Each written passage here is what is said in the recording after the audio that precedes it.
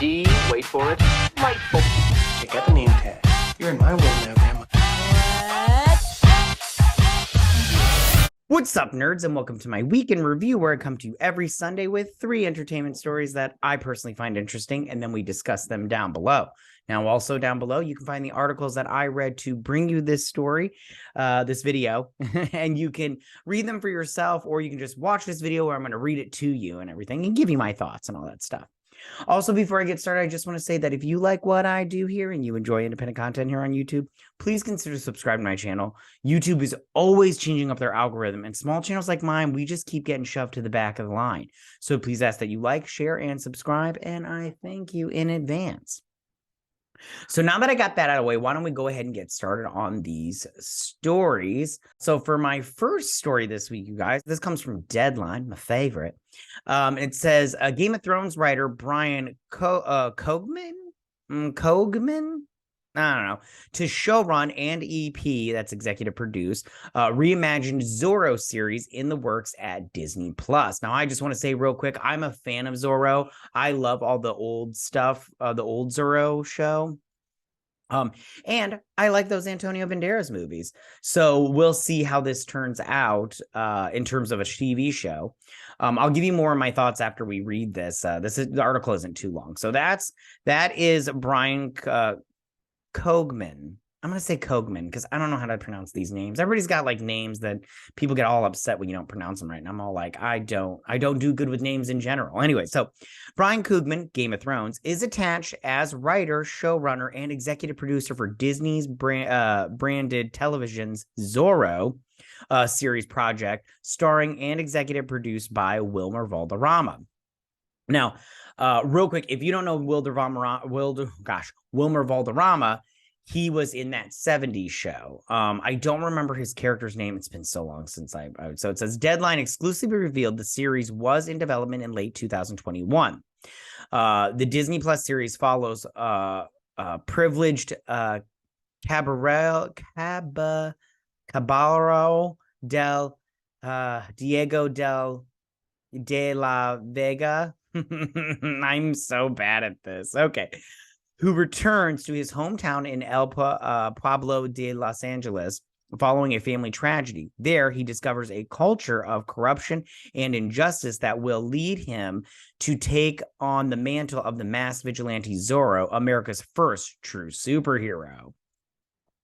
And it says, the studio describes Zorro as a bold reimagining of Disney's classic series for a modern audience, an epic adventure rooted in California's rich and diverse history, bursting with humor, sinister intrigue, romantic entanglements, and swashbuckling thrills.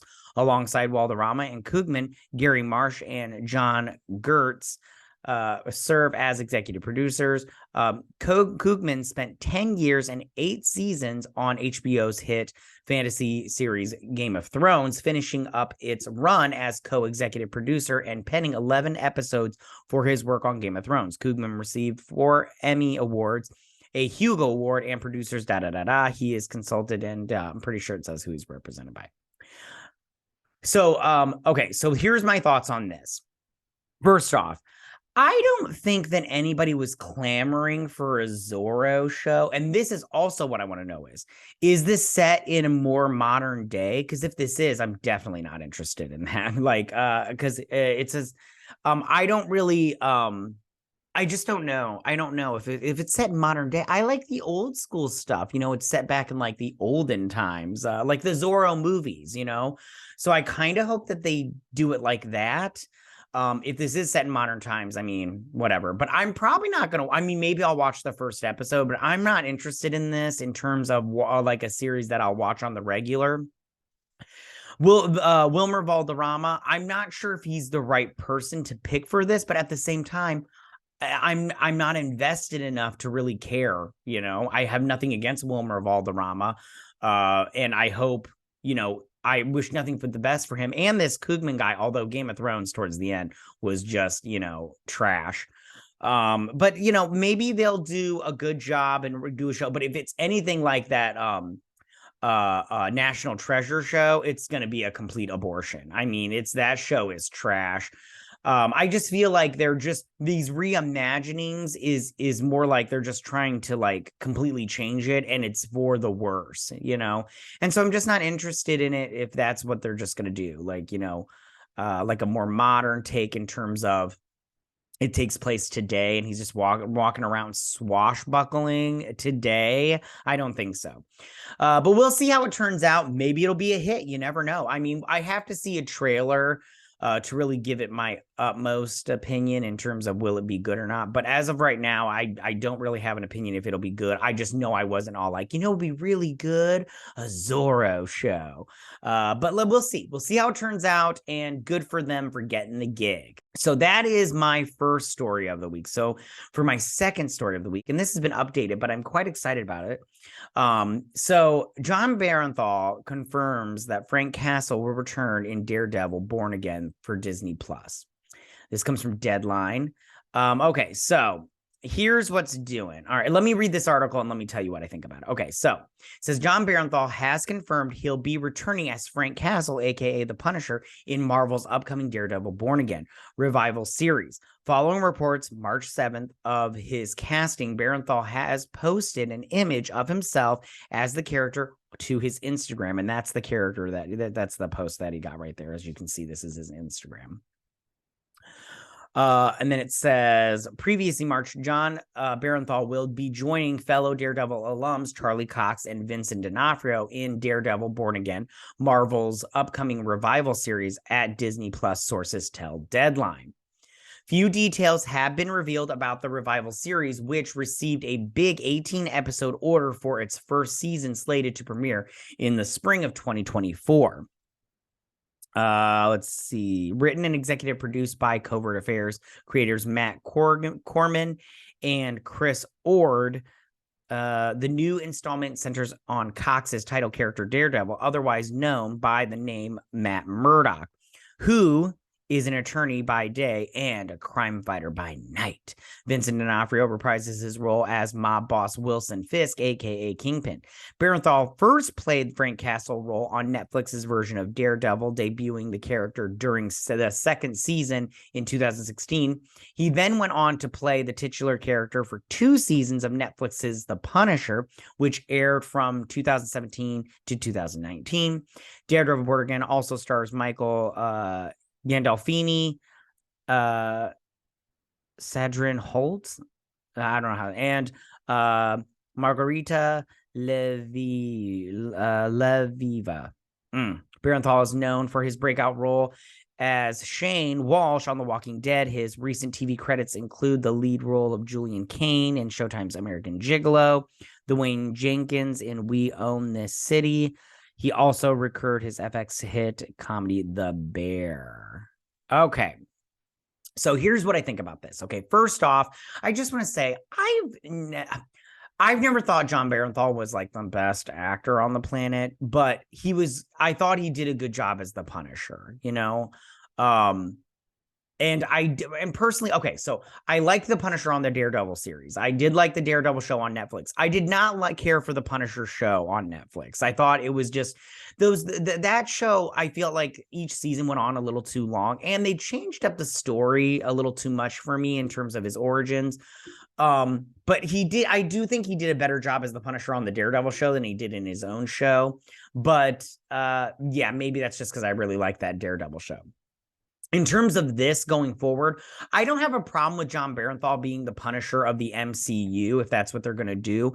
I do have a problem with this Born Again TV show. They've said that the guy that played what's his secretary and then his partner. Oh shoot, I can't think of their names off the top of my head. The redhead and then the dude, Hoagie or whatever his name is. I don't remember what his name is. But they are not returning. That actor and that actress, they are not returning, which I think that, first off, they are a huge part of the Born Again storyline. I mean, especially what's her face. She's huge because she, and they kind of did all the Born Again stuff in the Netflix series. So I'm very curious to see how they'll do this show, and they'll do it better, because they have to be better than the Netflix show, or they're just going to be, people will be like, why did you do this? This was bad. The Netflix show is way better. Yeah, and I also the way they did Daredevil and She-Hulk, I mean, it was fine with the flips and everything and his acrobats and stuff, but I mean, they changed the character up like to this point where he was just like more fun than anything. And I always see Daredevil, that character is more dark than that. Also, I'm very curious to see if they bring over any of the other Netflix characters. I've heard online and seen online that Kristen Ritter will be coming over as Jessica Jones, but I don't know if that's going to happen. I don't know if they're going to bring over what's his face as Iron Fist or Luke Cage. I don't remember those actors' names off the top of my head. We'll see. But like I said before, all those shows. Well, Iron Fist was not really that. Well, the season 2 got a little bit better. I thought they should have kept with the 3rd season so they could do a follow-up, because I felt like the end of the season was pretty strong. And then Luke Cage, the first half of the first season was really good, and then it just went off the rails. But anyways, so we'll see how he does. But at the same time, I don't know, man. I just like at the same time, I'm really worried because all the Disney Plus shows, the MCU shows, suck. They just suck. They're not good. The only one that I kind of liked was Hawkeye. I thought that was pretty good, but I mean, at the same time, it's just so. I don't know, man. I just don't think. Right now, I just don't have faith in the Disney Plus shows, the MCU shows.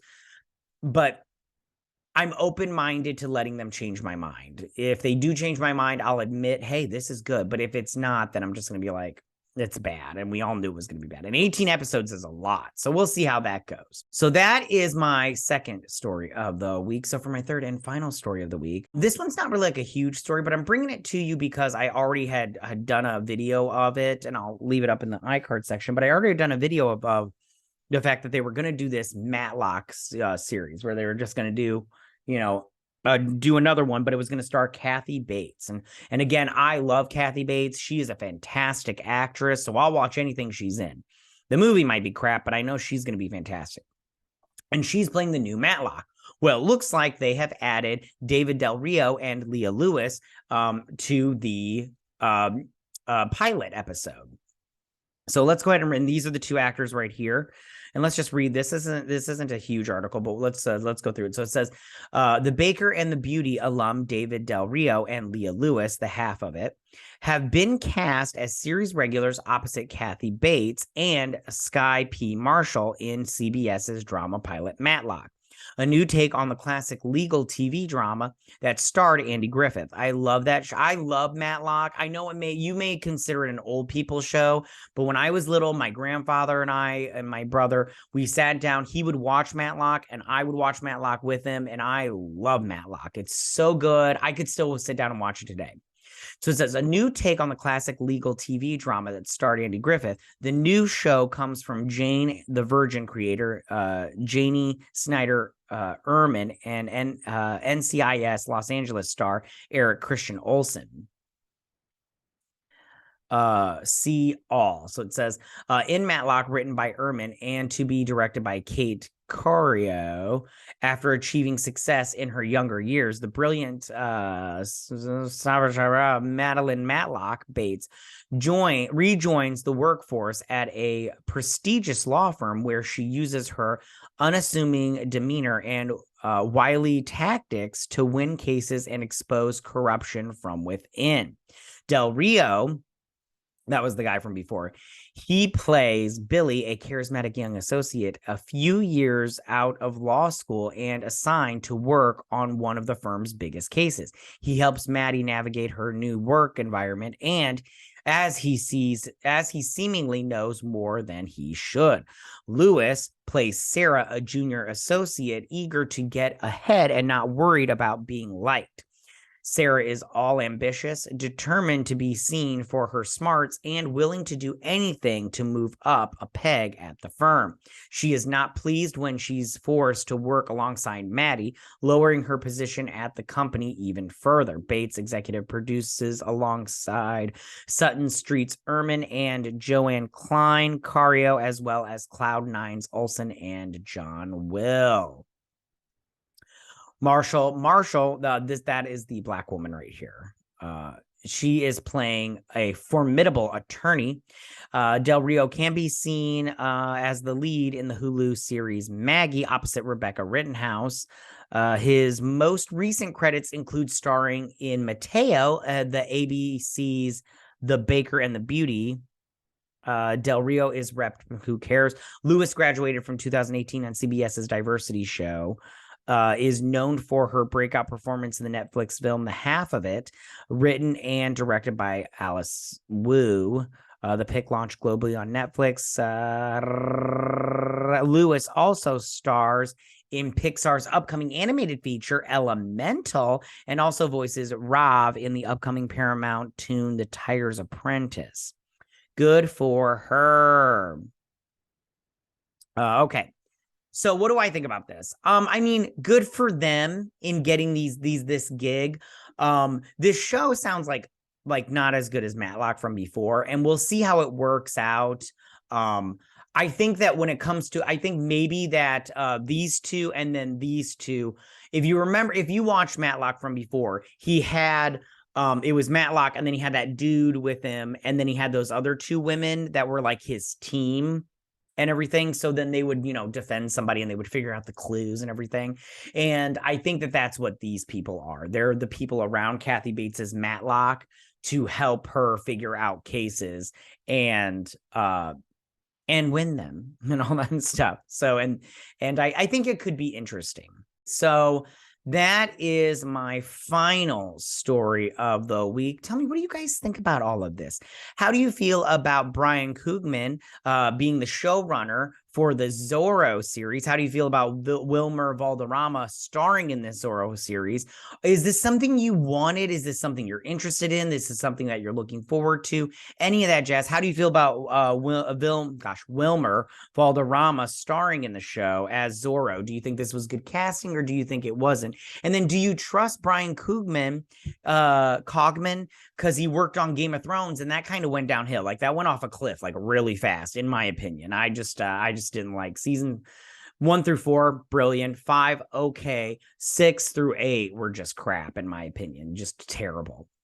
How do you guys feel about Jon Bernthal coming to Daredevil Born Again as Frank Castle, aka the Punisher? Do you think he'll have the same look? Do you think they're going to give him the skull? They should give him the skull. I want all the stuff from the comic books of the past, not the future. He's got a new symbol now. It looks ridiculous. He doesn't use guns. He uses like friggin' swords and stuff. So stupid. But how do you feel about him joining the Daredevil Born Again? Do you think this is going to be a good show? Do you think this is positive leaning towards the show, or do you think it's just going to be bad, but we're just going to have to sit through them ruining some more characters that we really, really like? Or do you think this is going to be good, and they're just making it better by adding in all these extra things? I mean, it could be good.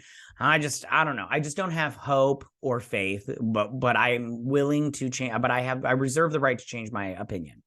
And then finally, how do you guys feel about David Del Rio and Leah Lewis joining the new Matlock pilot for this series that could be coming to CBS? It could not get picked up. You have to wait until the pilot's done and everything. But do you think these are strong actors to add? I haven't seen anything that these two have been in.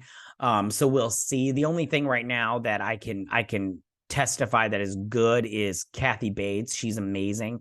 And I never saw Jane the Virgin, but my wife does watch it, and she says it's a good show. And I do have friends that watch it. But I just don't. I've never seen it, so I wouldn't know what to tell you. But I do think that I mean, I wish these people nothing but the best, and I hope that everything works out well. And if the show is good, great. If it's not, well, you tried.